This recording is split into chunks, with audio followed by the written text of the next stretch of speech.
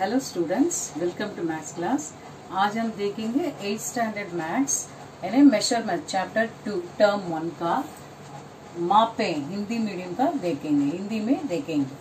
अभी इसमें सबसे पहला क्वेश्चन क्या दिया है, छायांकित त्रिज्याखंड का केंद्रीय कोण लिखो, यानी सेंट्रल एंगल हमें सेक्टर दिया है, इसका सेंट्रल एंगल हमें फाइंड आउट करना है।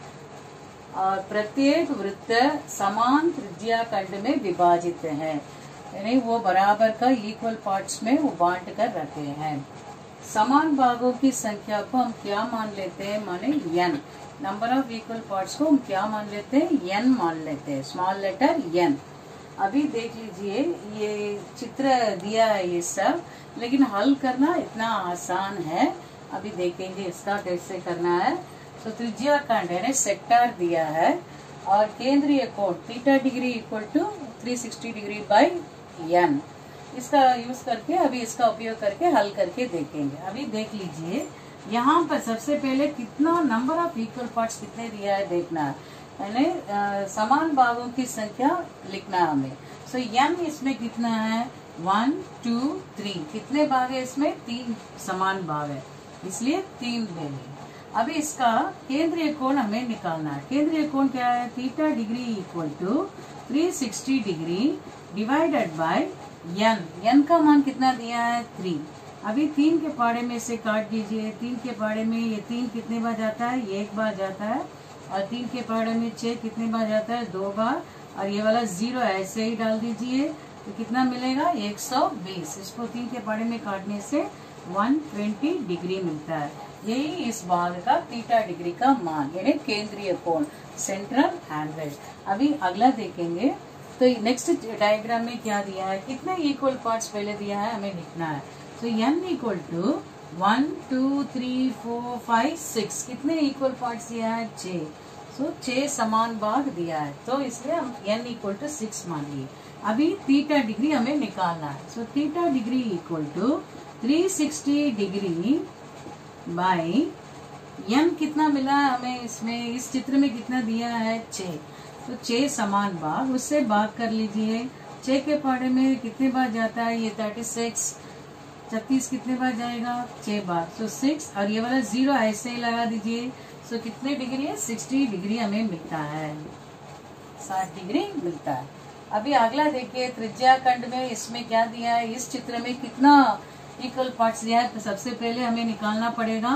सो 1 2 3 4 5 6 7 8 कितने भाग दिया है, 8 इक्वल पार्ट्स में बांटा हुआ है। सो अभी देखेंगे इसका हल। तो केंद्रीय कोण माने theta degree. Theta degree equal to कितना, 360 डिग्री बाई n। n कितना मिला हमें इस चित्र में, 8 दिया है। सो 8 के पहाड़े में इसे काट लीजिए। 8 के पहाड़े में काटने से 36 पूरा नहीं जाएगा, लेकिन कितने बार जा सकता है, 4 बार। और फिर से 4 बचेगा तो 40 बनेगा। 40 8 के पहाड़े में कितने बार जाएगा, 5 बार, यानी 45 टाइम्स जा रहा है, 45। Will get 45 degree. तो वैसे अगला भी अभी तक ये करने से ही मालूम हुआ होगा आप लोगों को। तो n अगले में कितना दिया है, आराम से बोल सकते हैं। तो बोलिए कितना, 2 बार, 2 समान भाग। अभी थीटा डिग्री इक्वल टू कितना, 360 डिग्री बाई n कितना है, 2। 2 के पहाड़े में से काट दीजिए। 3 पूरा नहीं जाएगा, 1 बार जाता है, 2 1 2। 1 बचेगा तो ये 16 बनेगा। 16 कितने बार जाता है, 8 बार। ये 0 ऐसे ही लगा दीजिए, लगाते तुरंत यहाँ काट लीजिए। So you will get 180 degree, यानी 180 डिग्री। तो इससे मालूम पड़ रहा है, क्योंकि आप लोग 8वीं कक्षा में हैं, ये सब इसका हल करना अभी पूरा इतना सारा बताने की भी जरूरत नहीं है, कैसे काटना है आप लोगों को ही समझ में आया होगा ये सब। तो आइए देखेंगे अगला सम। अभी 4th क्वेश्चन में फर्स्ट क्वेश्चन देखेंगे, एक्सरसाइज 2.1 का।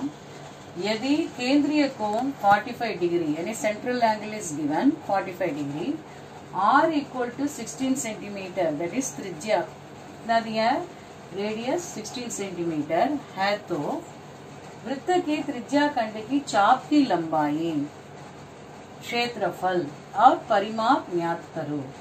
Length of the arc and then area and then perimeter we have to find out. यहाँ पर पाई का मान दिया है 3.14, जो मान देने से वही मान को हमें लेना पड़ेगा। जनरली हमें मालूम है pi equal to 22/7 and also 3.14, already studied in 7th standard. अभी क्वेश्चन में ये माप दे दिए तो उसी माप का ही हमें उपयोग करके करना है। अभी देखेंगे क्या क्या पहले दिया है, लिख लीजिए। थीटा डिग्री इक्वल टू कितना दिया है 45 डिग्री और आर इक्वल टू कितना दिया है 16 सेंटीमीटर। चाप की लंबाई निकालने का सूत्र अप्लाई कर लीजिए। एल इक्वल टू क्या है थीटा डिग्री डिवाइड बाई 360 डिग्री इंटू 2 पाई आर, यानी theta by 360 into 2 pi R equal to theta degree का मान कितना दिया है 45 डिग्री। सो 45 डिग्री लिख लिए बाई 360 डिग्री लिखते हैं इंटू ये वाला 2 है इंटू पाई का मान कितना दिया है 3.14। सो पाई के स्थान पर 3.14 इंटू आर कितना दिया है 16 यानी 16, सो 16 है रिटर्न। और इसके बाद 45 के पाड़े में 360 डिग्री कितने बार कैंसिल हो जाता है, ये एक बार, ये 8 बार कैंसिल हो जाता है। तो 360 डिग्री 8 बार कैंसिल हो जाता है। तो इसी 8 ये 16 8 के पाड़े में कितने बार जा रहा है 2 बार। पहले काट दीजिए, काटने के बाद क्या क्या बचा हुआ अभी 2 इंटू 3.14 इंटू 2, और इसके बाद कोई काटने की संख्या नहीं है, इसलिए यहाँ तक तीनों को हमें क्या करना पड़ेगा, गुणा करना। सो गुणा करने से हमें क्या मिलता है आंसर 12.56 सेंटीमीटर। आइए अभी नेक्स्ट क्या निकालना है, क्षेत्रफल यानी एरिया। अभी करके देखेंगे। अभी त्रिज्या खंड का क्षेत्रफल ए इक्वल टू उसका फॉर्मूला में अप्लाई करेंगे theta degree by 360 into pi are square वर्ग इकाइयां। अभी देखिए 45 डिग्री बाई 360 इंटू पाई का मान कितना दिया है 3.14, आर स्क्वायर का मतलब 2 बार लिखना है इंटू 16 इंटू 16। अभी 45 के टेबल में 1 बार जा रहा है, ये 45 के टेबल में 8 बार जा रहा है। सो 8 के पाड़े में फिर से कितने बार जा रहा है 2 बार जा रहा है। सो काटने से हमें मिलता है 3.14 इंटू 2 इंटू 16। अभी इन सबको गुणा करके देखिए, गुणा करने से हमें क्या मिलेगा 100.48 सेंटीमीटर स्क्वायर। लेकिन क्षेत्रफल के लिए वर्ग इकाइयां का मतलब जो भी यहाँ पर यूनिट्स दे रहे हैं उसका स्क्वायर डालना है, केवल क्षेत्रफल के लिए ही ये स्क्वायर आएगा, याद रख लीजिए। अभी तीसरा क्या निकालना है हमें, परिमाप, वो भी करेंगे।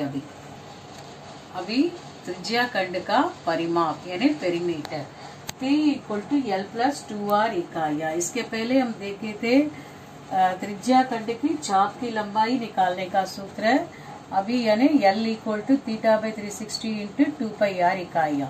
अभी नेक्स्ट क्या देखे थे, क्षेत्रफल। क्षेत्रफल माने एरिया, उसका क्या फॉर्मूला है, A equal to theta by 360 into pi are square वर्ग इकाइयां।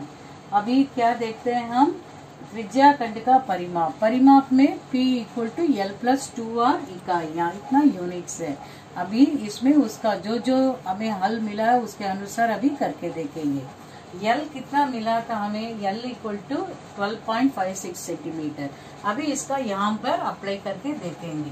तो देखिए 12.56 प्लस 2 इंटू R, R कितना दिया है 16, सो 16। अभी इसका गुणा कर लीजिए, P equal to 12.56 in plus 2 into 16, 2 into 16 कितना मिलेगा हमें, तो 32 यानी 32। अभी इसके साथ हम जोड़ेंगे, जोड़ के देखिए यहाँ पर, जिसको जोड़ना नहीं आता है तो ऐसे करके भी देख सकते हैं। 12.56 प्लस, ये तो पूर्ण संख्या है, पॉइंट के आगे क्या है, पूर्ण संख्या का मान है, तो इसलिए हम क्या करेंगे, पूर्ण संख्या का मान यहाँ पर 2 आएगा, लास्ट इकाई दहाई ऐसे लिखना है तभी गलती नहीं आएगा। तो क्या है 2 3, लेकिन पॉइंट के बाद है क्या नंबर, पॉइंट ही नहीं दिया है, इसका मतलब पॉइंट के बाद नंबर ही नहीं है, तो नंबर के लिए ऐसे 0 0 डाल दीजिए, जो क्योंकि नंबर नहीं दिया है। अभी इसे जोड़िए, 6 5.4, 3 प्लस 1 कितना 4। So your answer is P equal to 44 0.56 centimetre.